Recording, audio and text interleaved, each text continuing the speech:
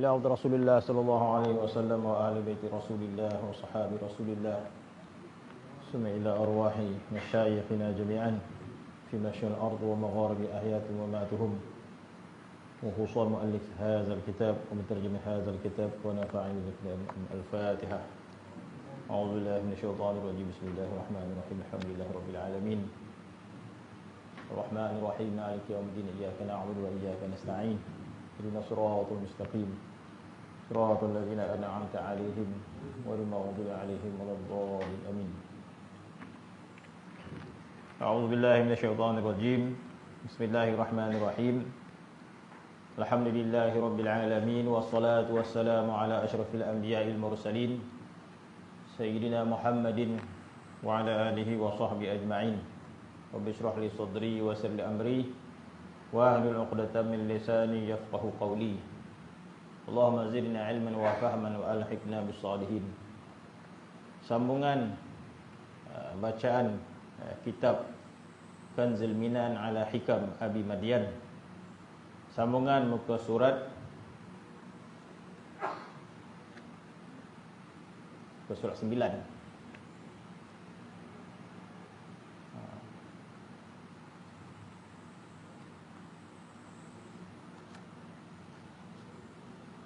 Dan kerana inilah bagi yang ada kitab lah, kebanyakan dah habis hilang kitab.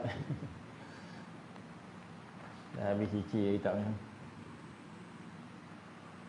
Qala al-muallif rahimahullah wa nafa'ana bi'ulumi fid darain amin.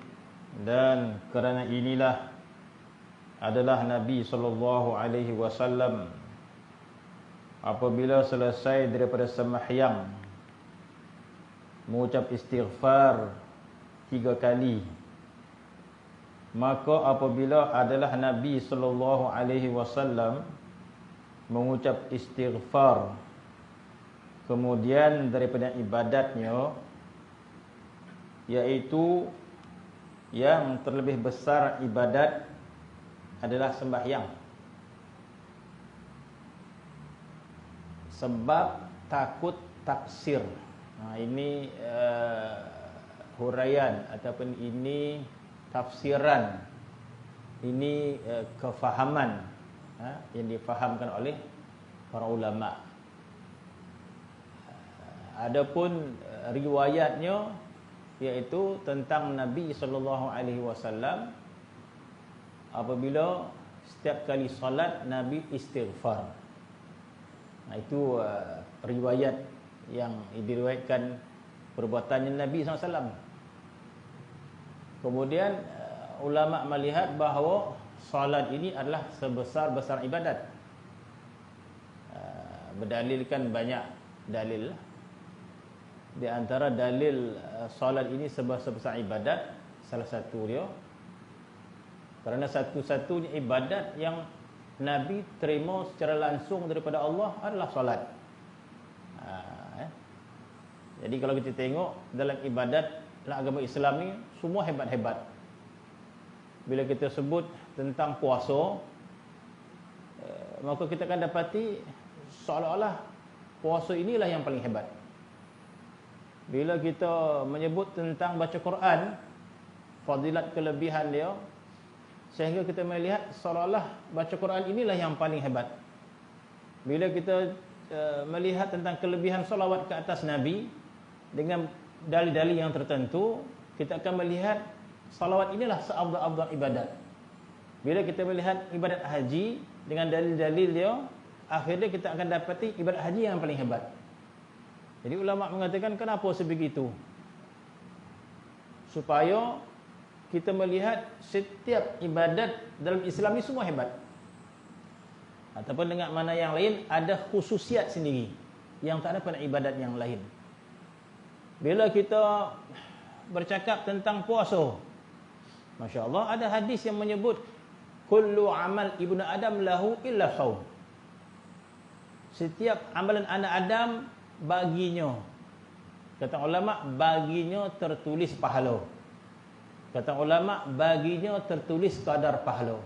Kullu amal ibnu Adam lahu. Setiap amalan anak Adam baginya. Kata ulama, maksud baginya telah tertulis qadar pahala. Illa saum, kecuali puasa. Bermaksud puasa satu ibadat yang qadar pahala dia tidak diketahui oleh para malaikat. Yang lain diketahui. Illa saum fa innahu li wa ana ajzi bih. Kerana orang berpuasa itu semata-mata kerana aku sendiri akan balas pahala puasa. Yang lain itu bagaimana? Jadi bila melihat kehebatan puasa sebegini, kita mengatakan, Masya Allah, puasa lah yang paling hebat. Begitu juga ibadat yang lain. Kalau kita melihat baca Al-Quran, macam Al-Quran yang paling terbaik. Imam Ahmad bin Hanbal diriwayatkan beliau bermimpi melihat Allah 99 kali. Sebab itu ahli sunnah wal jamaah i'tiqad dia harus melihat Allah dalam mimpi. Dalam jago itu tidak berlaku kecuali Nabi kita sallallahu alaihi wasallam. Adapun dalam mimpi harus. Maka Imam Ahmad bin Hanbal meriwayatkan, aku telah melihat Allah dalam tidurku 99 kali. Dan aku terlupa nak tanya satu soalan kepada Allah. Sekiranya aku bermimpi kali 100, aku nak tanya soalan. Kata Imam Ahmad bin Hanbal. Tiba-tiba ditakdirkan bermimpi melihat Allah kali yang 100. Jadi apa yang ditanya? Ditanya kepada Allah, ya Allah, apakah ibadat yang paling kau suka? Maka Allah Ta'ala menjawab, bitilawati kalami, dengan membaca kalamku, jadi baca Quran. Jadi sebab itu Imam Hanbal menyatakan amal yang paling hebat baca Quran berdasarkan mimpi dia. Tak ada hujah-hujah yang lain kelebihan baca Quran ni. Maka Imam Ahmad bin Hanbal bertanya kepada Allah, ya Allah, seagak-agak ibadat baca Quran itu dengan faham ke tanpa faham? Sebab kebanyakan kita baca Quran tak faham pun. Jadi apakah kelebihan Quran yang disukai oleh Allah Ta'ala itu, baca dengan faham ataupun baca tanpa faham? Bukan sekadar kita tak faham Quran, orang Arab pun tak faham Quran juga sebab bahasa dia tinggi. Kecuali dia belajar balaghah dan sebagainya, belajar tafsir dan asbabun nuzul. Banyak ilmu perlu belajar untuk fahamkan Al-Quran. Sahabat Nabi sendiri salah memahamkan Al-Quran itu. Jadi ditanya, apakah kelebihan itu baca Quran dengan faham atau tanpa faham? Maka dijawab oleh Allah, seafdal-afdal ibadat baca Quran sama ada faham atau tak faham. Jadi bermaksud bila bercerita tentang baca Quran, Masya Allah, itulah ibadat yang paling afdal. Berbicara tentang solat, maka kita katakan solat adalah seafdal-afdal ibadat. Berdasarkan apa? Berdasarkan Al-Quran, solat itu diperintah, diberi secara langsung kepada Nabi kita sallallahu alaihi wasallam pada malam Isra dan Mi'raj. Allah Subhanahu wa taala tidak memerintahkan solat melalui Jibril alaihi salam. Maksud kata Allah Taala sendiri yang perintahkan secara langsung. Maka ulama berpendapat, ini satu benda yang besar, satu benda yang agung, perintah yang hebat. Kalau raja tu nak perintahkan satu perintah, dia hantar surat dia. Orang tengah tolong beritahu imam-imam Jompul ni, ada dia punya tukang bagi surat tolong beritahu yang tuan nak datang masjid Tikir ni, siapa yang beritahu? Adalah orang suruhan ni. Tetapi satu ketika yang tuan kata, sila datang AJK masjid Tikir, sila menghadap ke istana. Apa dia? Entah. Datang sendiri. Rupa-rupanya dah dapat anugerah ke apa kan. Semua dapat daripada imam sampai siap bagi datuk semua. Anda patutlah kena jemput sendiri. Benda yang besar dibagi sendiri. Maka berdasarkan itu, sebagian ulama mengatakan, dah, solat adalah sebesar-besar ibadat. Sebab itu di sini disebut, mengikut sebahagian mengatakan solat itu adalah sebesar-besar ibadat. Jadi kalau solat itu sebesar-besar ibadat, bagaimana Nabi melakukan solat? Jadi Nabi melakukan solat itu sebesar-besar ibadat mengikut pandangan sebagian ulama. Maka ibadat yang sebesar-besar itu, apabila Nabi selesai melakukannya, Nabi istighfar. Maka Nabi istighfar itulah dihuraikan oleh ulama. Kenapa Nabi istighfar? Atas alasan apa Nabi istighfar? Maka sebagian mengatakan bahawa adalah Nabi SAW apabila selesai daripada sembahyang mengucap istighfar. Astaghfirullah, astaghfirullah, astaghfirullah. Sepatutnya astaghfirullah selepas kita buat dosa. Selepas kita dosa mata, astaghfirullah. Selepas kita dosa telinga, astaghfirullah. Selepas kita dosa lidah, astaghfirullah. Kenapa tadi cakap terlapih-lapih macam-macam? Astaghfirullah, kesalahan cakap. Astaghfirullah, kesalahan mendengar. Astaghfirullah, kesalahan memandang. Ini solat. Istighfar selepas solat. Itu yang dilakukan oleh Nabi sallallahu alaihi wasallam. Jadi sambungan kita malam ni, bacaan kita malam ni adalah sambungan yang sebelum ini. Sebab ayat dia, dan kerana inilah. Jadi kena tengok belakang balik. Kenapa ayat itu berbunyi dan kerana inilah. Tengok di atas balik. Maka di atas tu berbicara tentang apa? Berbicara tentang kejahatan nafsu. Di atas berbicara tentang kejahatan nafsu. Masya-Allah. Nafsu ini akan mengambil bahagian kejahatan dia pada setiap tempat. Sebagaimana syaitan, dia akan mengambil bahagian dia pada setiap tempat. Syaitan akan mengambil bahagian dia daripada kita. Tak banyak, sikit. Macam tu lah falsafah syaitan ni. Falsafah syaitan menggoda kita. Dia ada falsafah dia. Dia akan cuba mengambil bahagian dia daripada kita. Tak boleh banyak, sikit. Tapi tetap dia ambil. Tu syaitan kan. Kalau boleh, waktu subuh, dia tak bagi kita bangun. Tidurlah minggu ni, hujan pula, kata dia kan. Tak payah dah, kata. Dia ambil bahagian dia. Jadi kalau kita tak bangun sampai terlajak, syukur dia. Tiba-tiba kita bangun juga. Tak payahlah pergi masjid dah, kata tu. Rumah je lah. Kalau tak dapat dia sembahyang, tapi dia menghalang kita dapat fadilat yang lebih besar. Datang juga ke masjid dia. Sampailah kepada saf. Saf kita sekarang dah rapat kan. Makin jarang bersabab lah. Atau masuk saf. Tak payah rapat-rapat dia. Kita sekarang masih lagi arahan solat satu sejadah. Seorang sejadah. Tak tahulah kalau nak berubah. Tak tahulah, masih lagi. Bismillah ni apa arahan dia? Solat jamaah ni. Solat nak ronggang ke? Tak ronggang dah. Ramai tak ronggang. Nak rapat ke? Rapat bimbang pula. Tapi macam dah tak ada dah. Lebih boleh rapat seorang satu sejadah. Macam dekat surau marin-marin tu. Surau sajadah lawa-lawa semua. Sejadah Turki apa tu? Besar-besar. Jadi apa nak sembahyang satu sejadah-sejadah? Rugilah tak pakai. Jarang sembahyang dekat surau kan. Sampai sekarang juga. Zaman yang tak ada disuruh macam tu. Sekarang ni kita dah ada peraturan. Dah macam tu, ikut je lah. Sembahyang jemaah seorang sejadah. Sampai satu masa nanti ditarik kuat kuasa tu kan. Tak ada dah rapatkan saf. Kita itu kembali ke hukum yang asal lah. Jadi ketika hukum yang asal, ketika saf dirapatkan, maka syaitan akan ambil habuan dia. Habuan untuk merenggangkan saf. Dia akan ambil juga habuan dia. Dia dapat tak banyak, sikit. Jadi kalau begitu keadaan syaitan, begitulah nafsu kita. Nafsu ni dia akan ambil juga bahagian dia.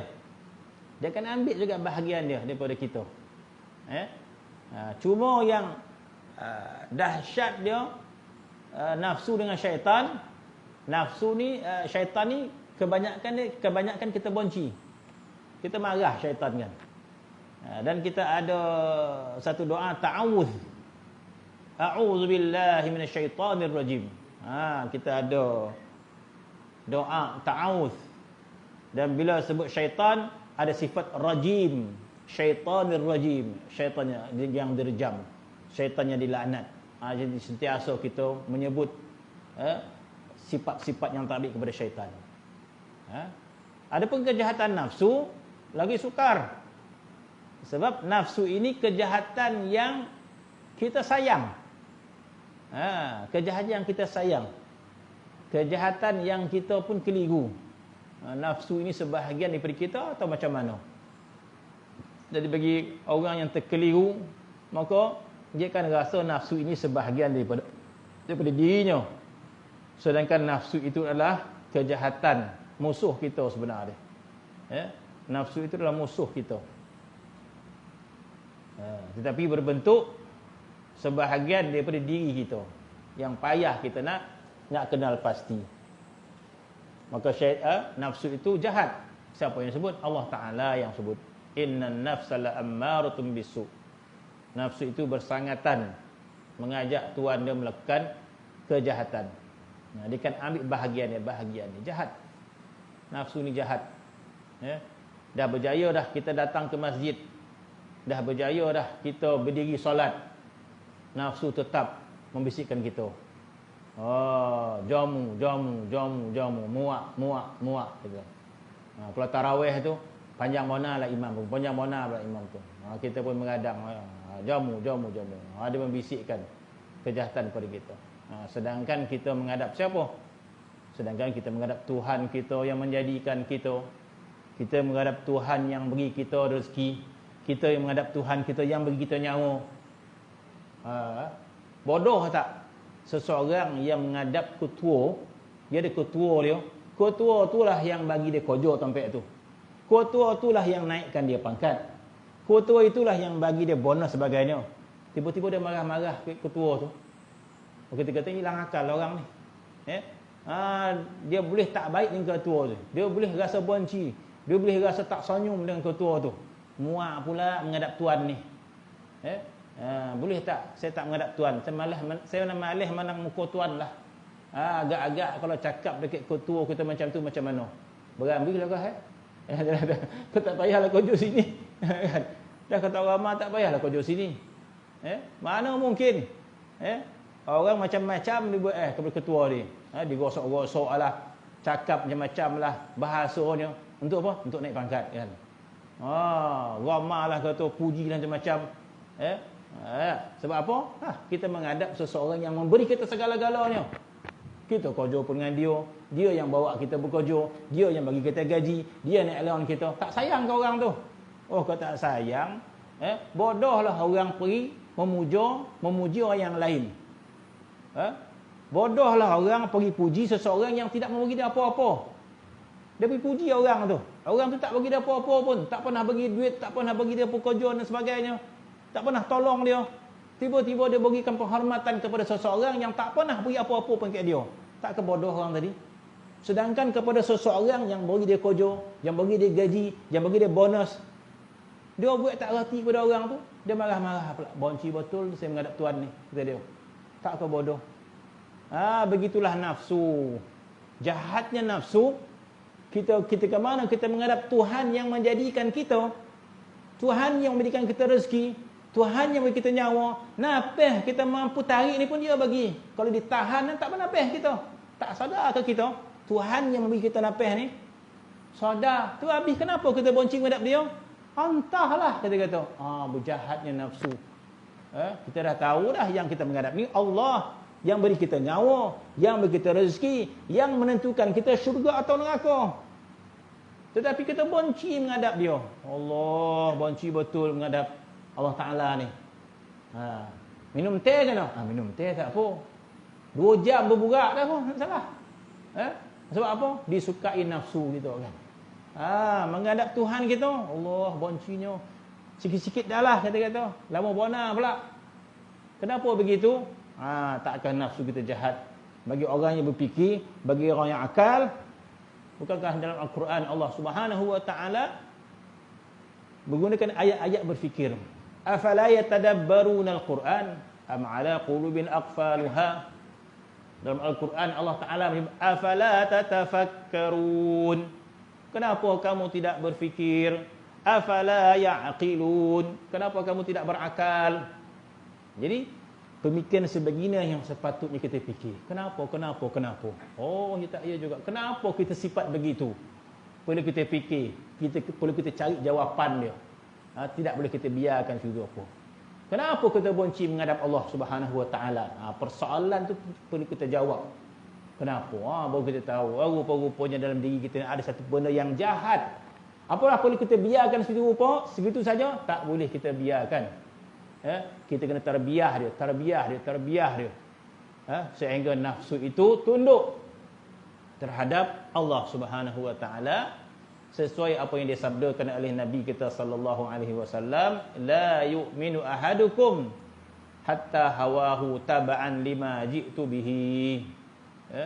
Sadaqa Rasulullah sallallahu alaihi wasallam. Nabi bersabda, la yu'minu ahadukum, tidak beriman seorang kamu ataupun tidak sempurna iman seorang kamu hatta hawahu, sehinggalah hawa nafsu dia taba'an lima ji'tu bihi, taba'an tunduk dan ikut. Bukan sekadar ikut dan tunduk. Sekadar ikut saja, mungkin saja orang itu ikut tubuh badan, hatinya murung-ungut. Tak hendak dalam Islam. Allah Ta'ala tidak hendak kita taat tubuh badan sahaja. Taat tubuh badan, taat hati kita. Macam kita suruh anak kita basuh pinggan, pari dah, tapi hati dia tak menerima, murung dia. Dia lain tak ada tu. Dia buat, tapi hati dia tidak tunduk pada perintah tu kan. Sebab dia tak setuju perintah tu. Pula dia yang kono pula. Patutnya Kak Long lah, Kak Ngah lah, ni Kak Cik pula kono. Contoh dia buat tapi merungut dia. Dia taat ke tidak tu? Bagi mak ayah, marah-marah lah, yang penting cawan tu kau basuh. Habis selesai kan. Kalau kita dengan manusia begitu, kita suruh orang buat kerja, kita suruh orang bawah kita buat kerja, merungut ni banyak botol pula kerja ni kerja. Merungut dah. Jadi kita tahu dia merungut. Pekerja bawahan kita merungut. Banyak pun nak kerja merungut, tapi dia buat kita tengok. Berasih pun tapi merungut dia tuan. Biar lancar dia kata. Jadi bagi kita, orang taat perintah kita, merungut pokok dia lah. Yang penting berasih. Bagi kita macam tu. Orang taat pada perintah kita, yang penting dia buat. Hati dia mengadang, pokok dia lah. Dia kata yang penting kau buat. Itu di antara kita manusia. Adapun Allah Subhanahu Wa Taala tidak sebegitu. Bila kita taat kepada Allah, perlu taat zahir dan batin. Kalau kita taat zahir sahaja, maka tidak sempurna taat kita pada Allah Subhanahu Wa Taala. Sebab itu bila Allah Taala perintah kita solat, bukan sekadar kita solat, kita akur dengan perintah itu dengan syiar yang disebut oleh sahabat Nabi, sami'na wa ata'na. Masya-Allah. Itu apa maksud sami'na wa ata'na? Jadi bila Nabi perintahkan sahabat, syiar mereka, ya Rasulullah, kami dengar, kami patuh. Bermaksud kami dengar, kami tunduk di atas perintahmu ya Rasulullah. Mana taat zahir dan batin. Sami'na wa ata'na. Kami dengar dan kami patuh. Jadi maksud di antara kejahatan nafsu, mungkin sahaja kita boleh taat tubuh badan kita, taat kaki kita, taat tangan kita, bahkan mungkin taat lidah kita. Masya-Allah, lidah kita taat. Allah Ta'ala suruh berzikir, kita berzikir kepada Allah Subhanahu Wa Ta'ala, tapi hati kita belum tentu lagi taat. Mungkin hati kita mempertikaikan, banyak bona pula Tuhan ni suka berzikir. Kita berzikir juga, tidak taat. Jadi yang diperintahkan kepada kita supaya taat kepada Allah zahiran wa batinan. Zahir dan batin. Dalilnya Nabi sebut hatta hawahu taba'an. Tidak sempurna iman seorang kamu sehingga hawa nafsu dia tunduk dan akur. Hatta hawa taba'an. Mana hawa nafsu dia pun tunduk, ikut. Lima ji'tu bihi, sesuatu yang aku bawa.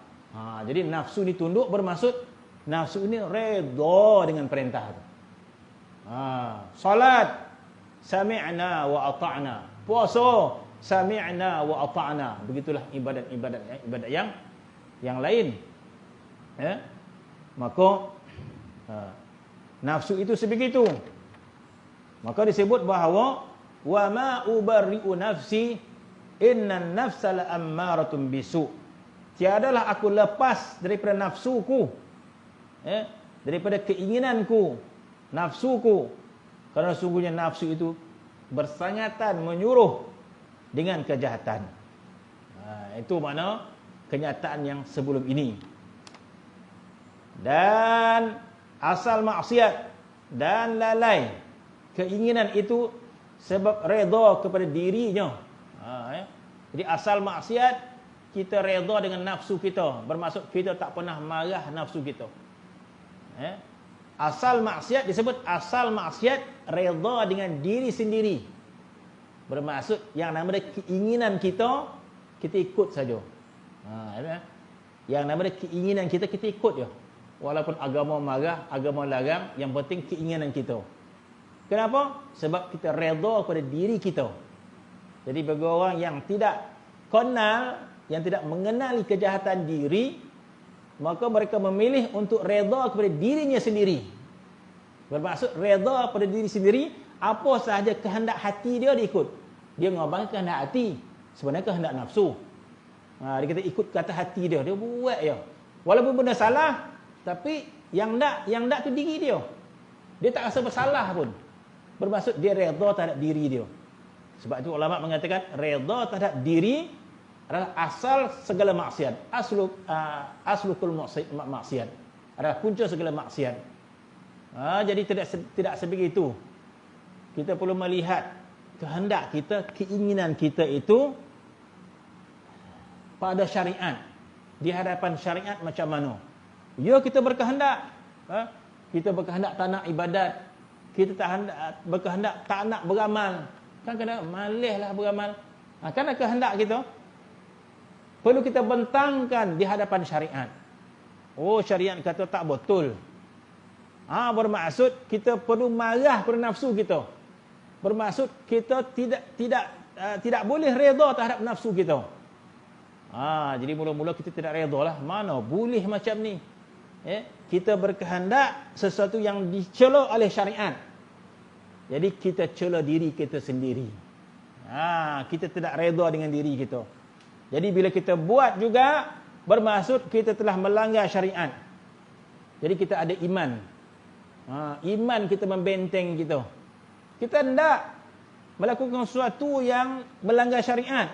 Hati kita hendak macam tu. Tapi melanggar syariat. Apa yang membentengkan kita? Yang membentengkan kita iman. Masya-Allah, kita beriman hari akhirat. Akhirat itu ada azab, ada nikmat. Jadi ada takut kita. Kita berkeinginan untuk lalai. Kita berkeinginan untuk maksiat. Tetapi berhadapan dengan larangan syarak. Sedangkan kita berkeinginan, maka iman kita datang menolong kita. Maka kita takut melakukan, sebab kita beriman akhirat itu adanya balasan. Maka kita berhenti daripada melakukan maksiat tersebut. Maka ketika itu kita tidak redha dengan diri kita sendiri. Kita tidak redha dengan nafsu kita. Maka sentiasalah kita lawan nafsu kita ini pada kehendak-kehendak dia yang melanggar syariat. Jadi sentiasalah nafsu ini menyeleweng. Nafsu ni sifat suka menyeleweng, lalai, bersantai-santai, fudulul alal mubahat, kata ulama. Masya-Allah. Fudul alal mubahat, melampau-lampau terhadap benda yang halal pun dikira sebagai sifat tercela yang boleh kita perbaiki di situ. Yang paling aula, sesuatu maksiat yang kita lakukan itu perlu yang lebih aula lah kita perbaiki diri kita. Tetapi kalau maksiat telah kita jaga, ada lagi sesuatu nafsu mengambil habuan dia. Itu yang kita sebut nafsu sentiasa mengambil bahagian dia. Nafsu itu melihat iman kita kuat. Nafsu tak mampu kita untuk meninggalkan kewajipan. Nafsu kita tak mampu untuk mengajak kita supaya meninggalkan solat. Maka apakah berhenti nafsu? Tak. Dia akan membawa kita kepada berlebih-lebihan terhadap perkara-perkara yang mubah. Dia akan mengambil juga bahagian dia. Maka asal kejahatan itu adalah seseorang yang redha terhadap nafsunya, redha seorang dirinya. Sebagaimana dikatakan asal taat iaitu memelihara suruhan Allah Subhanahu wa taala, memelihara keredaan Allah Subhanahu wa taala. Itu asal taat. Asal maksiat, kita redha terhadap nafsu kita sendiri. Dan kerana inilah sungguhnya bersahabat engkau dengan orang jahil yang tiada mengikut akan hawa nafsu itu terlebih baik daripada bersahabat dengan orang yang alim yang mengikut tentang nafsunya. Habis itu cerita tentang kecelaan hawa nafsu. Dan kerana inilah ada sambungan dia pada malam ni adalah Nabi SAW. Jadi disebabkan nafsu itu sentiasa mengambil bahagian dia, termasuk dalam ibadat. Dalam ibadat pun nafsu mengambil bahagian dia. Sebab itu Nabi menunjukkan contoh kepada kita apa yang dilakukan oleh Nabi, iaitu selepas salat, yang mana salat ini adalah sebesar-besar ibadat, maka Nabi istighfar sebanyak 3 kali. Jadi persoalan kenapa Nabi istighfar? Maka disebut di sini pada kepahaman sebagian ulama, Nabi beristighfar itu sebab takut taksir. Masya Allah, kita kata. Ini salah satu adab kita taat pada Allah Subhanahu wa taala. Adab untuk taat pada Allah Subhanahu wa taala. Adab untuk menyelamatkan amal kita daripada binasa. Salah satu perkara yang Nabi bimbang, yang Nabi takut tentang kita. Nabi takut tentang kita, kita tak takut tentang diri kita. Macam anak kita belajar lah, kita takut betul dia gagal. Tak mau baca dah. Kita takut, dia tak takut pun. Kau tak takut ke? Biasa ya, kata dia. Sebab apa? Sebab kita sayang diri anak kita tu. Kita lagi takut pada dia. Kau nak PSO ni tak baca ke? Okey, tak masalah. Dia tak bimbang. Begitulah Nabi SAW. Nabi bimbang tentang kita ni. Kita tak bimbang pun. Nabi pula bimbang pula. Kita okey ya? Boleh makan 3 pinggan sate, 20 cucuk, tak ada masalah. Nak bimbang apa? Apa Nabi bimbang? Nabi bimbang tentang amal kita ditolak di padang mahsyar nanti. Nabi bimbang tentang amal kita ditolak. Nabi bimbang amal kita ni tidak diterima oleh Allah Subhanahu wa taala. Nabi lebih bimbang dari kita. Sebab itu di antara adab taat pada Allah Subhanahu wa taala iaitu kita bimbang ibadat kita tidak sempurna. Kita bimbang ibadat kita tidak sempurna, ataupun kita kata kita rasa segan dan kita rasa malu kepada Allah setiap ibadat yang kita lakukan dengan bimbang, ya Allah, kami bimbang ya Allah tentang salat yang kami lakukan ya Allah. Salat yang kami lakukan ini tidak sempurna ya Allah. Macam orang dia ada adab dengan tetamu dia, selalu macam mana? Minta maaf lah ya, ni lah yang boleh saya buat, dia kata.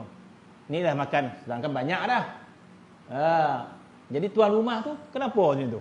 Sedangkan yang dia buat tu Masya Allah sambal resek semua ada tu. Kita dapat sambal resek, telur dah cukup lah. Tapi semua ada, tapi tuan rumah tetap dia rasa minta maaf lah ya, ni lah yang boleh saya buat, dia kata. Makan lah ya, takat kita kata sedap dah, tapi dia cara adab dia rasa Masya Allah, ni lah pakai sebab kau tak sedap, minta maaf lah ya, kata dia. Itu bahasa apa tu? Itu bahasa orang beradab. Kita pun tak, ni sedap dah ni, kita kata. Ya kau, kata dia. Makna kata dia beradab.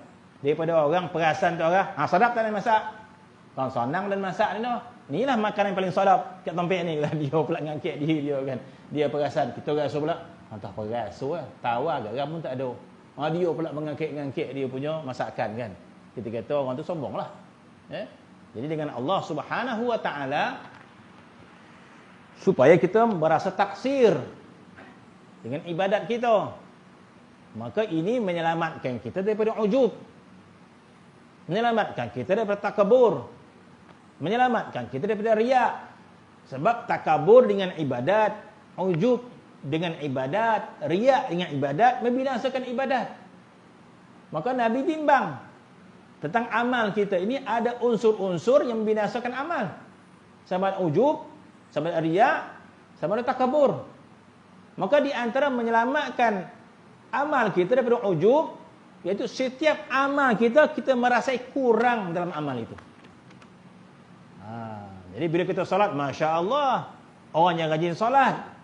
Tetapi kita punya perasaan, hatta Nabi kita Muhammad sallallahu alaihi wasallam, mana ada orang yang lebih sempurna ibadat daripada Nabi sallallahu alaihi wasallam, sehingga Nabi beristighfar dengan solat dia. Masya Allah.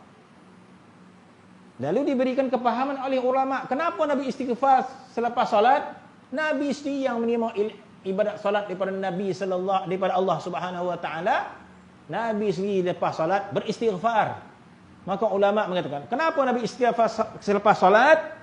Maka disebut Nabi beristighfar dengan ibadatnya seperti solat, ibadat yang sangat besar itu, sebab takut taksir. Ini huraian ulama. Jadi maksud, Nabi bimbang solatnya itu tidak sempurna. Minta maaf kepada Allah.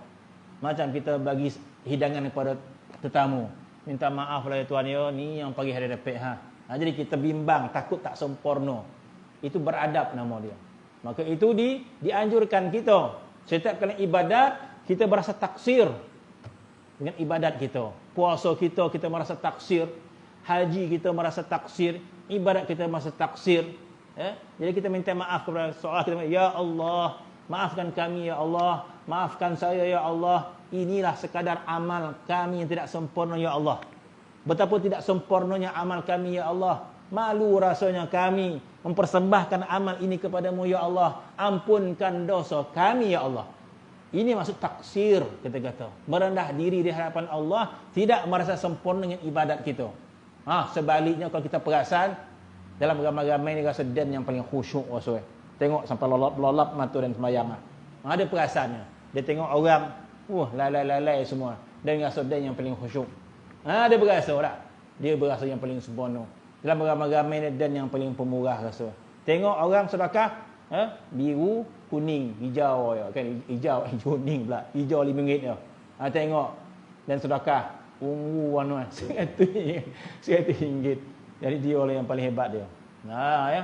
Jadi ini tidak baik. Adapun Nabi sallallahu alaihi wasallam, ibadat dia Nabi bimbang taksir. Bimbang taksir bermaksud bimbang tidak sempurna. Taksir ini tidak sempurna. Lawan pada taksir kamal. Maka Nabi pun istighfar sebab takut taksir padanya. Nabi bimbang solat dia itu tidak sempurna. Tidak sempurna persembahan dia. Masya Allah, Rasulullah salat. Bukankah Nabi menyebut dalam hadis, ju'ilat qurratu aini fi salah. Nabi menyebut tentang solat dia, dijadikan kebahagiaan aku dalam solat. Nabi ni solat dia nikmat. Nabi ni solat dia adalah syurganya. Syurga Nabi dunia adalah solat dia. Nabi mengatakan ju'ilat qurratu aini fi salah. Tuhan jadikan qurratul ain. Qurratul ain ni kebahagiaan, nikmat kebahagiaan dalam solat. Nabi rasa bahagia dengan solat. Sebab itu Nabi gunakan istilah rehat. Bila Nabi mengajak sahabat solat, Nabi guna istilah rehat. Maka Nabi mengatakan, ya Bilal, arihna ya Bilal. Jadi Nabi bila bekerja dengan sahabat, bila bekerja gali parit nak peperangan Khandaq, Nabi bekerja sama, sahabat bekerja, Nabi pun bekerja juga. Gali parit dan sebagainya untuk berperang. Jadi bila dah latih, Nabi kata, ya Bilal, arihna ya Bilal. Wahai Bilal, dah, mari kita berehat. Jadi sebenarnya Bilal faham. Bila Nabi ajak berehat, bukan minum teh dah. Kita kalau kata, dah, gotong royong, dah berehat. Wah, teh kau. Ataupun bubur kacang, kita kata. Semua ada. Itu istilah rehat kita. Adapun Nabi bila bersebut pada Bilal, ya Bilal, arihna ya Bilal. Sebenarnya Bilal faham, Nabi mengajak solat. Arihna ya Bilal. Jadi Nabi bila bekerja, latih, maka Nabi mengajak Bilal rehat. Arihna ya Bilal. Mari dah berehat. Jadi Nabi mengajak solat. Itu kerehatan dia. Kita kalau latih mengajak solat duha dia. Orang latih suruh semayang pula. Keluar nak haite ke apa? Ni suruh solat. Maka Nabi solat dia kerehatan.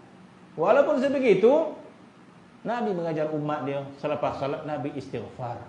Kenapa? Sebab kata ulama, Nabi melihat taksir, Nabi melihat kurang pada ibadat pada Allah Ta'ala. Kalau Rasulullah sebegitu, tidakkah kita wajib hukumnya melihat taksir ibadat kita? Beristighfar terhadap ibadat yang kita lakukan. Maka disebabkan takut taksir padanya, dan bahawasanya telah dijadikan Allah, ini betul, kita dah sebut awal dah. Sedangkan telah dijadikan oleh Allah qurratul ain, sejuk hati. Sedangkan Allah Ta'ala telah jadikan Nabi dengan salatnya sejuk hati. Qurratul ain bermaksud kebahagiaan. Macam kita, qurratul ain kita pada keluarga kita, qurratul ain kita kepada anak kita, kepada isteri kita. Maka kita berdoa, Rabbana hablana min azwajina wa dzurriyyatina qurratu a'yun. Kita berdoa kepada Allah. Rabbana hablana, ya Allah, kurniakan kami, min azwajina, isteri kami, wa dzurriyyatina, zuriat kami, jadikan mereka itu qurratu a'yun, penyejuk mata hati. Jadi kita berdoa keluarga kita kebahagiaan pada kita. Sedangkan Nabi sallallahu alaihi wasallam Allah Ta'ala jadikan qurratul ain dia pada solat dia. Bermaksud kalau kita memiliki keluarga yang bahagia, Masya Allah, keluarga yang taat, isteri yang soleha, isteri yang baik, isteri yang taat, anak-anak yang taat, Masya Allah, kita tak sabar-sabar nak balik. Sebab kita memiliki keluarga yang qurratul ain. Jadi Nabi memiliki kebahagiaan itu dalam solat dia. Masya Allah, Nabi bahagia macam itu. Jadi walaupun Nabi sebegitu dikurniakan qurratul ain pada solat, Nabi tetap beristighfar selepas solat kerana memandang taksir, bermaksud kerana melihat tidak sempurnanya solatnya. Maka Nabi ini beradab dengan Allah Subhanahu wa Ta'ala. Maka sepatutnya kita lebih aula lagi. Kalau Nabi istighfar 3 kali, sepatutnya kita istighfar 25 kali. Sebab memang solat kita teruk, kita kata. Memang solat kita bersalah. Sebab kita banyak keluar, kan. Solat kita keluar, dah sampai rumah, dah sampai pasar, dah sampai tak agak solat kita perlu dipandang dengan taksir, perlu dipandang dengan kekurangan. Sedangkan bahawasanya telah dijadikan Allah baginya sejuk hatinya, iaitu qurratul ain, di dalam sembahyang Nabi SAW. Maka betapa bagi orang yang lain. Sama seperti itu. Kalau Nabi itu Allah Ta'ala dah jadikan solatnya qurratul ain, Nabi masih lagi beristighfar, Nabi masih lagi rasa bersalah dengan solat dia, apatah lagi orang lain, apatah lagi kita. Tidakkah sepatutnya kita berasa bersalah dengan solat kita? Sebab apa? Sebab tidak sempurnanya solat kita. Kita persembahkan pada Allah Subhanahu wa Ta'ala. Sebenarnya kita tak tahu pun sebenarnya. Allah Ta'ala suka solat kita ataupun Tuhan mengadang dalam solat kita. Kita tak tahu apakah Allah Ta'ala tersenyum dengan solat kita ataupun Allah Ta'ala meluat tengok solat kita. Tak tahu pun. Sedangkan hadis meriwayatkan tentang solat, Masya Allah, berapa banyak solat yang Tuhan lipat-lipat perintahkan malaikat, lipat ponyok solat dia, lemparkan ke muka dia balik. Itu ada hadis riwayat macam tu. Bermaksud bila solat kita naik, maka Allah Ta'ala tidak sudi dengan solat itu, maka diperintahkan malaikat, dah bungkui solat tu, ramih solat tu, lemparkan ke muka dia balik. Hadis tu tidak begitu. Jadi kita tak tahu apakah solat kita ni Tuhan lemparkan balik kepada kita, sebab betapa tidak sempurnanya solat kita. Jadi kalau sebegitu keadaan dia, bukankah sepatutnya kita istighfar kepada Allah setiap kali kita solat dan setiap kali kita ibadah? Paling tidak kita mengaku kekurangan kita, diampunkan dosa kita oleh Allah Subhanahu wa Ta'ala. Jadi Allah Ta'ala melihat, tahu diri dia. Memang solat kita tak sempurna, tahu diri. minta ampun, minta maaf, Allah Subhanahu wa taala ampunkan kita. Sedangkan Nabi sallallahu alaihi wasallam diberikan kebahagiaan solat, apatah lagi orang yang lain. Demikianlah kelakuan orang yang arifin, kata di sini. Oh, kalau begitu maka dikatakan begitulah kelakuan para aulia illah salihin. Masya-Allah. Jadi kalau Nabi itu begitu kelakuannya, apa kelakuan Nabi? Yaitu Nabi itu tidak berasa sempurna terhadap ibadat dan solatnya. Jadi kalau begitu, maka begitulah kelakuan orang arifin. Jadi para aulia, mereka itu sangat-sangat berasa bersalah terhadap ibadat mereka, bukan berasa hebat dah. Maka dikatakan begitulah kelakuan orang yang arifin. Tiap-tiap bertambah terang mata hati mereka. Bertambah terang mata hati mereka, bertambah ma'rifat dengan aib. Cantik kata-kata di sini.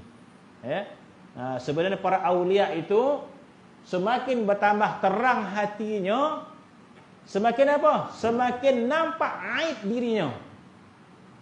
Kita terbalik. Bertambah kita hebat, bertambah kita rasa sempurna. Orang lain semua tak baik, kita yang terbaik. Dan mana ada tak elok, semua elok. Jangan khabar yang tak elok, menggadang gitu. Sedangkan sebaliknya disebut para aulia ila salihin itu semakin terang mata hatinya, semakin terang nur hidayat hatinya. Apa yang dilihat semakin banyak aib dirinya yang dia lihat. Kita ni sebab tak terang mata hati, sebab tu kita rasa kita ni handal, kaki masjid dan sebagainya, tak nampak, tak terang mata hati kita. Sebab tu kita boleh mendabik dada, kita handal dan sebagainya. Sedangkan orang yang terang mata hati maka tunduk dan malu pada Allah Subhanahu wa taala. Jadi sebegitu rupanya para aulia itu. Maka para arifin itu semakin terang mata hatinya, setiap kali bertambah terang mata hatinya, maka bertambah ma'rifah, bertambah kenal. Kenal apa? Kenal tentang kekurangan dirinya. Nampak. Jadi bila nampak, sepatutnya lebih rasa malu kepada Allah Subhanahu wa taala sebab dia nampak kekurangan diri. Kita ni tak rasa malu dengan Allah. Rasa handal. Sebab apa? Sebab tak ada mata hati. Kita tidak melihat aib pada diri kita, kita hanya melihat aib pada diri orang. Maka katanya para arifin itu tiap-tiap bertambah terang mata hati mereka, bertambah makrifat dengan aib dirinya. Bermaksud tambah lagi dia kenal dirinya. Masya-Allah. Akulah yang paling kurangnya, aku yang paling hinanya, akulah yang paling bersalahnya. Maka bertambah dia melihat aib dirinya. Dan banyak tuduh dirinya. Tahmah diri nama dia. Tahmah pada diri. Tuduh tahmah. Apa maksud tahmah? Tahmah ni mungkin kita tidak sejahat itu. Mungkin kita tidak sejahat itu, tapi kita tahmah diri kita. Itu sifat yang baik sebenarnya. Macam kita tahmah orang lah. Orang tu baru buat salah sikit je, kita dah tuduh 10 tuduhan ke orang tu. Pada tahmah. Orang tu adalah salah dia sikit je, tapi kita pandang kesalahan dia lebih tinggi daripada benda yang dia buat. Itu nama dia tuduhan dan tahmah. Sepatutnya keadaan sebegitu kita tujukan pada hati kita. Kita tahmah diri kita. Walaupun kita seorang yang baik, kita khabar kita ni kedekut. Masya-Allah kedekutnya. Walaupun kita seorang yang rajin, khusyuk, kita mengatakan kita ni tidak khusyuk. Kita tahmah diri kita. Itu maksud tuduh diri kita sendiri. Kita ahli maksiat. Sebagaimana Imam Syafi'i. Siapa yang berani khabar Imam Syafi'i ahli maksiat? Siapa yang boleh mengatakan Imam Syafi'i ahli maksiat? Imam Syafi'i ahli ibadat, ahli taat. Tapi bagaimana Imam Syafi'i tahmah dirinya sendiri? Apa kata Imam Syafi'i ketika nak mati? Maka datang anak murid dia bertanya, "Wahai Imam, bagaimana keadaan engkau sekarang?" Maka kata Imam Syafi'i, "Aku dalam keadaan di penghujung usia aku. Aku hampir nak bertemu dengan penciptaku. Aku hampir ingin bertemu dengan Allah Subhanahu wa taala. Aku hampir berada di penghujung usia aku. Dan ketika mana aku melihat amal aku sedikit." Ini tahmah nama dia. Sedangkan dia banyak beramal. Hafal khatam Quran. Dalam bulan Ramadan 2 kali sehari. Kita nak khatam satu pun payah. Nampang khatam orang perempuan ni. Saya kat pondok nampang khatam orang ni. 2 kali khatam. Masya-Allah. Nak khatam Quran pun tak mampu. Banyak mana amal. Imam Syafi'i bulan Ramadan 2 kali khatam sehari. Tetapi bila nak mati, dia tahmah dirinya. Apa katanya? Aku berada di penghujung usia aku apabila aku melihat amal ibadat aku sedikit, katanya. Maka aku tidak boleh bergantung kepada amal aku. Sebab sedikit. Dan bila aku melihat dosa aku banyak, kata dia. Banyak macam mana dosa Imam Syafi'i ni? Itu namanya tahmah. Dia tahmah dirinya. Engkau berdosa, engkau banyak maksiat. Maka dia mengatakan, apabila aku melihat dosa aku banyak, macam mana dosa aku boleh menyelamatkan aku di akhirat? Sebab aku dosa banyak. Macam mana amal aku ingin menyelamatkan aku, amal aku sedikit? Itu tahmah. Kita ni perasan lebih. Weh, dan banyak betul. Saja tu AJK. Nak macam mana lagi?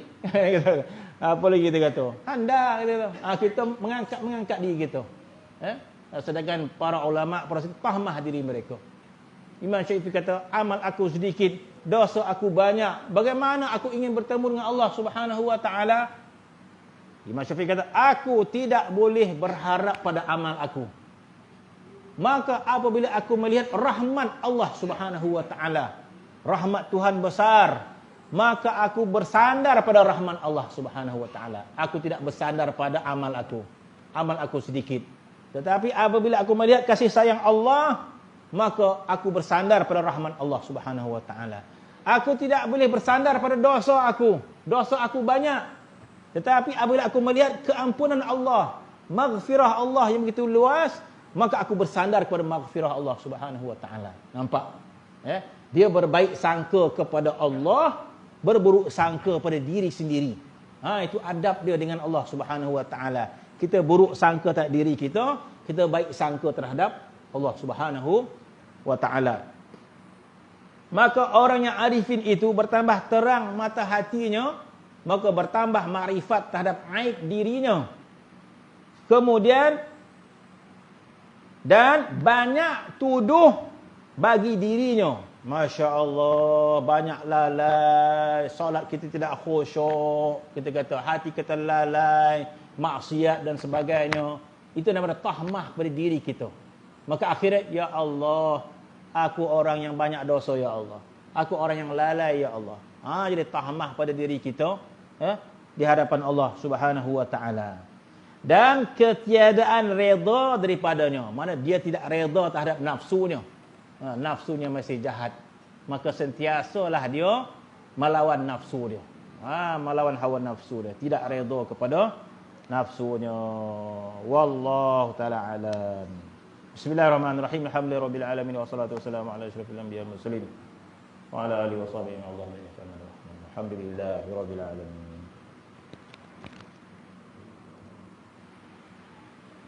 Allah Allah Allah Allah Sidi Allah Allah Allah Allah Al-Azim Allah Ya Murid Allah Na'id لك قول صغار